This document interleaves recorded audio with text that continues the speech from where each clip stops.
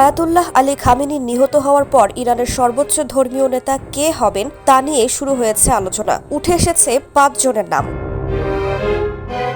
এর মধ্যে মোস্তফা খামেনি। ৫৬ বছর বয়স্ক মোস্তফা খামেনি আয়াতুল্লাহ আলী খামেনির দ্বিতীয় পুত্র।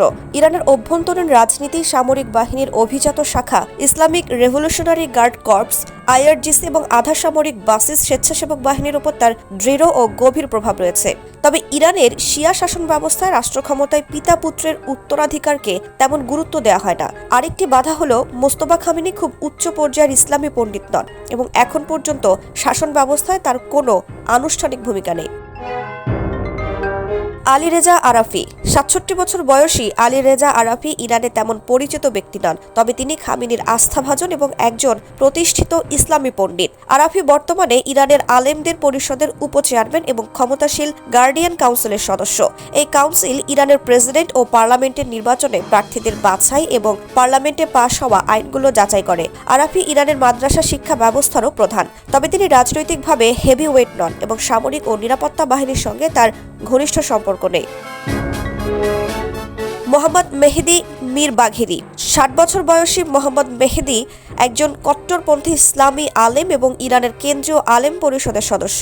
তিনি ইরানের রক্ষণশীল আলেম উলামাদের নেতা। ইরানের ইসলামী প্রজাতান্ত্রিক সরকারের সমালোচক। সংবাদ মাধ্যম ইরান ওয়ারের প্রতিবেদন অনুসারে মীরবাগ তীব্রভাবে পশ্চিমা বিরোধী এবং তিনি বিশ্বাস করেন বিশ্বাসী মুসলিম এবং অবিশ্বাসীদের মধ্যে সংঘাত অনিবার্য।